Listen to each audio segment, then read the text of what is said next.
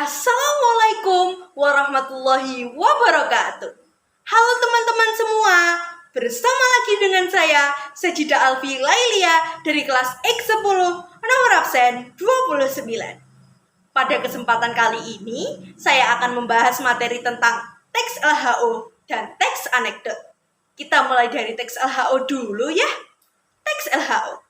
Teks LHO memiliki kepanjangan yakni teks laporan hasil observasi, di mana teks LHO ini berisi informasi tentang suatu objek berdasarkan fakta-fakta yang kita peroleh dari hasil observasi.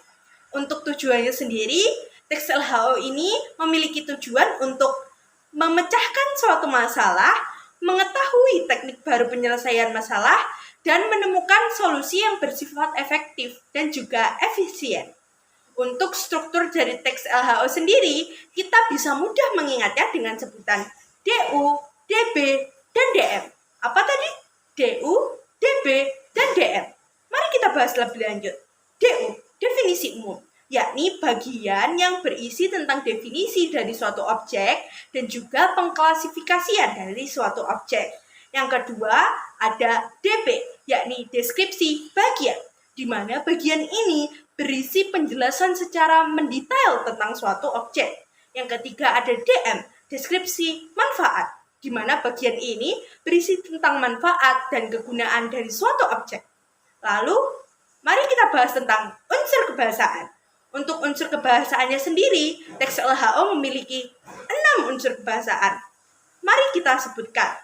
Yang pertama ada frasa nomina, yang kedua ada verba aktif, yang ketiga ada konjungsi, yang keempat ada kalimat deskripsi, yang kelima ada kalimat tunggal dan majemuk, yang keenam ada sinonim dan anonim. Mudah bukan?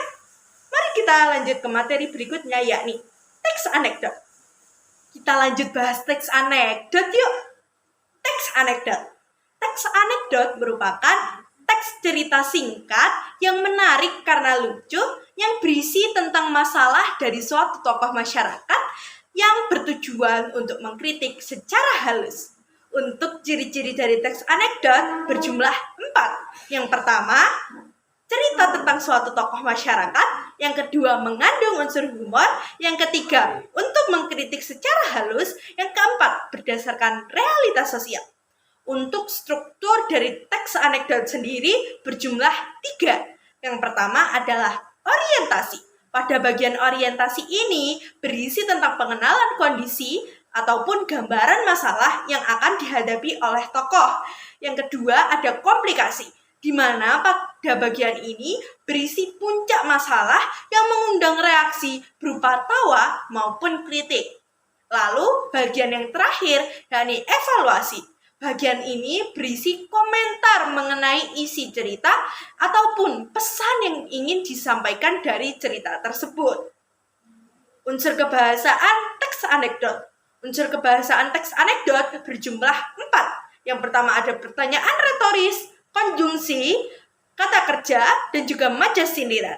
Untuk majas sindiran ini dibagi menjadi 3 lagi ya. Yang pertama adalah majas ironi, yang kedua majas sinisme, yang ketiga adalah majas sarkasme. Demikian yang dapat saya sampaikan, kurang lebihnya mohon maaf. Wassalamualaikum warahmatullahi wabarakatuh.